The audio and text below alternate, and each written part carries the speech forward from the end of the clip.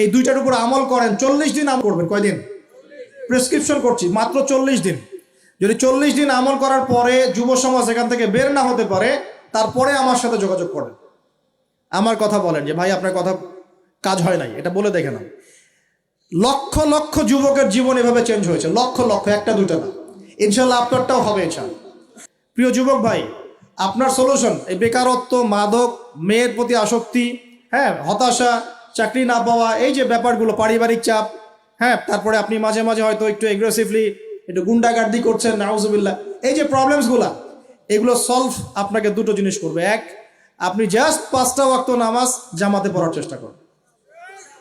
একটা 5 ওয়াক্ত মানে 5 ওয়াক্তই, মানে আপনাকে ফজরে উঠতে হবে, এশার নামাজও পড়তে হবে। ফজরে উঠতে হলে যদি আপনাকে সারা রাত জেগে থাকতে হয় তাহলে জেগে থাকবেন, যদি আর্লি ঘুমাতে হয় তাহলে আর্লি ঘুমাবেন। দুইটা সলিউশন। মানে এখন তো অনেকেই রাত চলে যায় 3টা, 3:30, 4টা পর্যন্ত জেগে থাকে, কারণ এখন তো দিন রাত হয়ে গেছে, রাত দিন হয়ে গেছে, তাই না? এটা ক্ষেত্র বিশেষে জায়েজ হতে পারে, কিন্তু সবসময় এটা করা যাবে না। যেমন রমজান মাস, দেখা যায় রাতের বেলা অনেকেই ইবাদত করে না, একবারে ফজরের নামাজ পড়ে হয়তো জিকির আজকার তেলাওয়াত করে মানুষ ঘুমায়, এটা আলাদা বিষয়, কিন্তু সারা জীবন তো এই কাজটা করা যাবে না, যাবে তো আর্লি ঘুমানোর চেষ্টা করা ভালো। যদি না পারেন, যদি আপনার রাত জাগতেই হয়, তাহলে ফজরের নামাজটা পড়ে অ্যাটলিস্ট ঘুমাবেন, ঠিক আছে? 1 নাম্বার, 5 ওয়াক্ত নামাজ জামাতে। যদি জামাত না পান বাসায়, যদি জামাত না পান তাহলে পরবর্তীতে কাউকে নিয়ে জামাত করে নেবেন। একবারই পান নাই, ঘুমিয়েছিলেন, কোনো সফরও ছিলেন বা ইত্যাদি, আপনি একা হলেও পড়ে নেবেন। 5 ওয়াক্ত নামাজ ছাড়বেন না, ওয়াদা করেন আজকে 5 ওয়াক্ত নামাজ কেউ ছাড়বেন না, ওয়াদা করেন।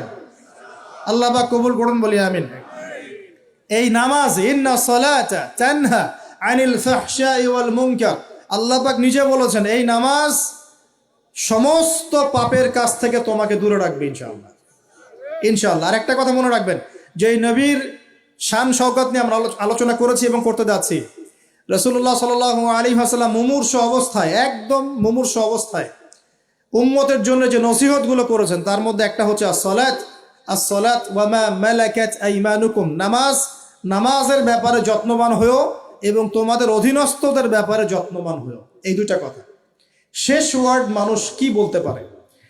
আপনার বাবা যখন ইন্তেকাল করেছেন, হয়তো শেষ কথা বলেছেন তোর মাকে দেখিস, ঠিক আছে, তোর বোনদেরকে দেখিস, বাবা আমার এই বিষয়গুলো আমি ছেড়ে গেলাম, তুই দেখিস।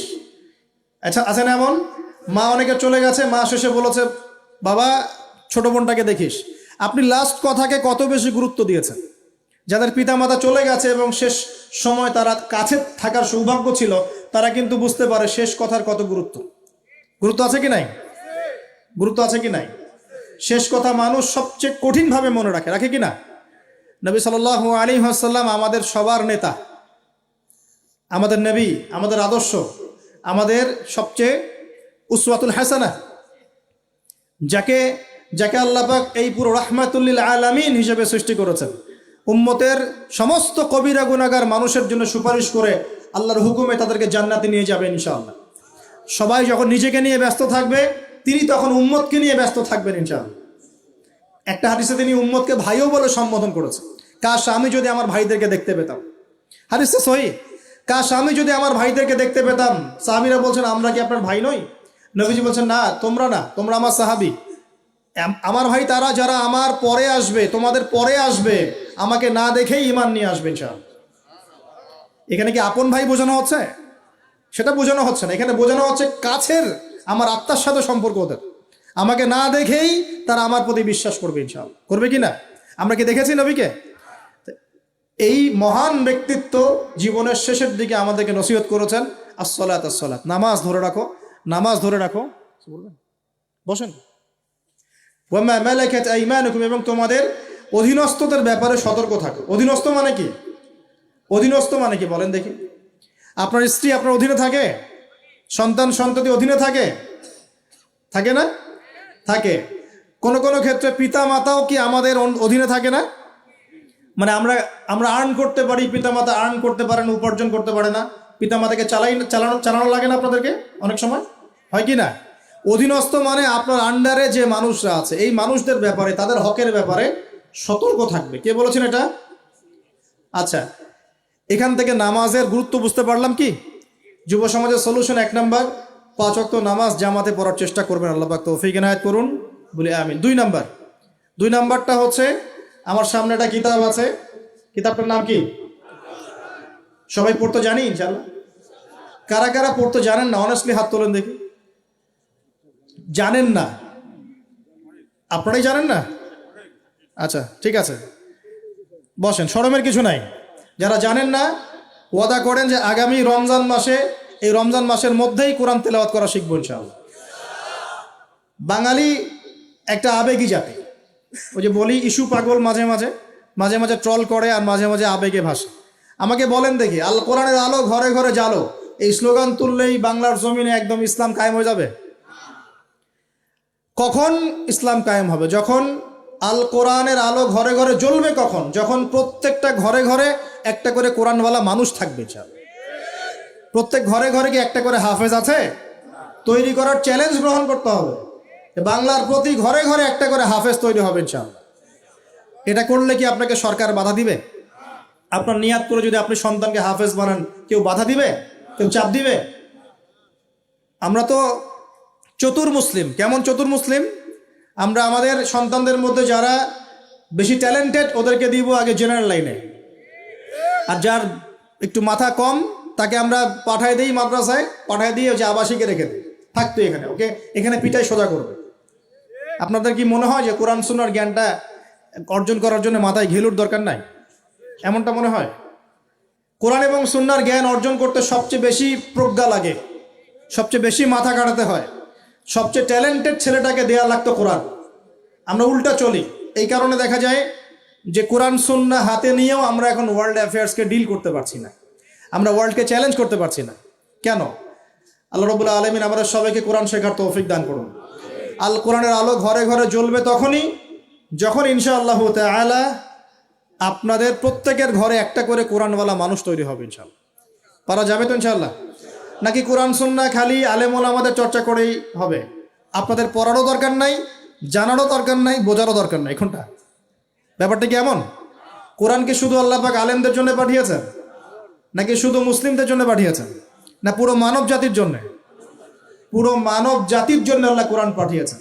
ওয়াদা করা যাবে ইনশাআল্লাহ? যুব সমাজ ইনশাআল্লাহ আমরা কোরআন তেলাওয়াত তো শিখবই, অর্থ বুঝবো ইনশাআল্লাহ। রাজি আছি ইনশাআল্লাহ? এই রমজান মাসে আল কোরআন 1 খতম দিবেন ইনশাআল্লাহ। প্রত্যেক দিন 1 পারা করে তেলাওয়াত করার চেষ্টা করবেন, আল্লাহ তৌফিক দান করুন বলিয়া। আর যারা আমরা তেলাওয়াত করতে পারি, আমরা চেষ্টা করব আলিফ লাম মিম থেকে একদম মিনাল জিন্নাতি ওয়ান নাস পর্যন্ত অর্থ সহ পড়ার জন্য। পারবো তো ইনশাআল্লাহ? আল্লাহ তৌফিক দান করুন বলি আমিন। যেটা বলছিলাম, আইয়ামে জাহিলিয়াতে এই প্রবলেমসগুলো ছিল, আপনাকে আমি আস্তে আস্তে এখন মেরাজের দিকে নিয়ে যাচ্ছি। আইয়ামে জাহিলিয়াতের প্রবলেমস কি বললাম? 1 নাম্বার কি ছিল ভাই? শিরকের পাপ। 2 নাম্বার বলেন আমার সাথে, রিবা মানে সুদ। 3 নাম্বার মাদক, যেটা আমাদের সমাজে আছে কি নাই? 4 নাম্বার হচ্ছে মেয়েদের অবমাননা। মেয়ে নারী জাতিকে সেখানে খুব একটা মূল্যায়ন করা হতো না। আপনাদের কি মনে হয় এখন খুব মূল্যায়ন করা হয়? এখন খুব মূল্যায়ন করা হয় না? এখন মূল্যায়ন করা হয় ঠিকই, কিন্তু তাদের দেহটাকে কিসে মূল্যায়ন করা হয়? এই দেহটাকেই মূল্যায়ন করা হয়, তাদের ডিগনিটি, তাদের সম্মানকে মূল্যায়ন করা হচ্ছে না। আমরা কত বড় ভণ্ড দেখবেন, নারী অধিকারের কথা বলি কিন্তু পতিতালয়গুলোকে বন্ধ করি নাই। আমরা যদি সত্যি তাদেরকে ভালোবেসে থাকি, তারা যদি আমাদের সমাজের অংশ হয়, আমাদেরই কারো মা, কারো বোন, কারো আত্মীয় হয়ে থাকে, তাহলে আমরা কি আমাদের অর্থ দিয়ে তাদেরকে কর্মসংস্থানের ব্যবস্থা করে দিতে পারতাম না? কয়জন এই কাজটা করেছে? কয়জন এই কাজটা করেছে বা করার হিম্মত দেখাচ্ছে? ওদেরকে রেখেও দিবে, তাদেরকে ভোগও করবে, করে আবার ওদের অধিকারের আন্দোলনও করবে। কত বড় ভণ্ড জাতি চিন্তা করবে। আমরা একটু নিয়াত করতে পারি তো যে আমরা আমাদের অর্থ সম্পদ থেকে, আমরা প্রয়োজনে আমাদের পলিটিক্যাল পাওয়ার কাজে লাগিয়ে, আমাদের এখানে যারা অনেস্ট মেম্বার, চেয়ারম্যান, এমপি সাহেব থাকবেন, তাদের পলিটিক্যাল পাওয়ারটাকে কাজে লাগিয়ে আমরা আমাদের এলাকাগুলোর মধ্যে সমস্ত অনৈতিক কাজগুলো বন্ধ করে দিব এবং ওই আমরা ভালো কোনো কর্মসংস্থানের ব্যবস্থা করে দিব। দেখবেন কোনোদিনও শেষের ছাই এই পথে পা বাড়াবে না ইনশাআল্লাহ। কোনো মেয়ের কি এই কাজ করতে ভালো লাগে আপনার মনে হয়? কোনো মেয়ে চায় না যে সম্মান বিক্রি করে খেতে হবে, হয়তো পেটের দায়ে বা সামাজিক অন্ধকার জগতে পা বাড়িয়ে দালালের খপ্পরে পড়ে, বা এই যে নারী লিপ্সু কিছু পুরুষ মানুষের খপ্পরে পড়ে এই পথে চলে গেছে। এরা যদি আমাদের আত্মীয় হতো, আমাদের বংশে কেউ হতো, আমাদের কারো মা, কারো বোন, কারো স্ত্রী হতো, তাহলে কি আমরা সমাজে মুখ দেখাতে পারতাম? আমরা কি পশ্চিমা হয়ে গেলাম নাকি? পশ্চিমাদের সমাজে এগুলো জায়েজ। পশ্চিমা সমাজে একটা মানুষ, একটা ছেলে বিয়ের আগে 15-20টা মেয়ের সাথে সেক্স করে, জানেন এগুলা? রিপোর্ট দেখেন, পশ্চিমা সমাজে প্রতি 6 মিনিটে একটা করে মেয়ে ধর্ষিত হয়। ফ্রি মিক্সিং পর্নোগ্রাফি ওখানে জায়েজ। $92 বিলিয়ন ব্যবসা করে এক বছরে তারা পর্ন ইন্ডাস্ট্রির মধ্য দিয়ে। রিসার্চ করে দেখেন, ওদের ওখানে সমকামিতা বৈধ, ছেলে ছেলের সাথে জেনা করতে পারে না। এমনি কি ভূমিকম্প আসে? এইসব পাপের কারণেই তো আসে। আল্লাহর আযাব গজব কি এমনি আসে? এইসব কারণেই তো আসে। আর এই পাপগুলো তো আমরা এখন আমাদের সমাজে এগুলো জায়েজ করে নিচ্ছি, নাউজুবিল্লাহ। ওরা সারা বিশ্বে সুদকে ছড়িয়ে দিয়েছে, ওরা ছড়িয়ে দিয়েছে। সারা বিশ্বে পর্নোগ্রাফি কারা ছড়িয়ে দিয়েছে? ওরা ছড়িয়ে দিয়েছে। সারা বিশ্বে ফ্রি মিক্সিং কারা ছড়াচ্ছে? ওরা ছড়াচ্ছে। প্রত্যেকটা সেক্টরে ফাসাদ সৃষ্টি করেছে এরা। এই জন্য বলি আমি মাঝে মাঝে যে ইয়াজুজ আর মাজুজ আছে না, দুটা প্রজাতি, এদের খাসলত চরিত্র এদের মধ্যে পাওয়া যায়। ইয়াজুজ আর মাজুজ সারা বিশ্বে ফাসাদ সৃষ্টি করবে। সূরা কাহফ পড়ে দেখেন, ইন্না ইয়াজুজ ওয়া মাজুজ মুফসিদুনা ফিল আরদ। ইয়াজুজ আর মাজুজ সারা পৃথিবীতে ফাসাদ, ফিতনা ছড়াই দিবে। এরা কি সারা পৃথিবীতে ফিতনা ছড়াই দেয় নাই? আমি কিন্তু বলছি না যে এরাই ইয়াজুজ মাজুজ, আমি কিন্তু এই কথা বলিনি। বলছি ইয়াজুজ মাজুজের চরিত্র এদের মধ্যে পাওয়া যায়। বিশ্বের প্রত্যেকটা জায়গায় ফাসাদ সৃষ্টি করে দিছে। কখন কোন দেশকে কোন দেশের সাথে লাগাই দেওয়া যাবে, কার মধ্যে ফিকশন লাগে অস্ত্র বিক্রি করা যাবে, কোথায় কোন খনি আছে দখল করা যাবে, কোথায় কোন মুসলিম আছে ওদেরকে বোম্বিং করা যাবে, কোথায় কারাগারে নিয়ে মুসলিমদেরকে টর্চার করা যাবে, শান্তিপূর্ণ মুসলিম কান্ট্রির মধ্যে কেমন করে জঙ্গি ইস্যু তৈরি করা যায়, সারাদিন এই ফিকির করে বেড়ায় মাথার মধ্যে। এখন সবকিছু বাদ দিয়ে এখন শিক্ষাক্ষেত্রেও মাথা ঢোকানোর চেষ্টা করছেন। তো এখন দেখেন, আমরা কি পশ্চিমাদের দাসত্ব করব? আমাদের সামনে কোরআন সুন্নাহ নাই। আমরা যদি আমাদের মেধা, আমাদের ঐক্য, আমাদের সম্পদকে কাজে লাগাতে পারি, ওরা আমাদের দাসত্ব করবে ইনশাআল্লাহ। আপনাদের কি মনে হয় এগুলো শুধু স্লোগান দিচ্ছি?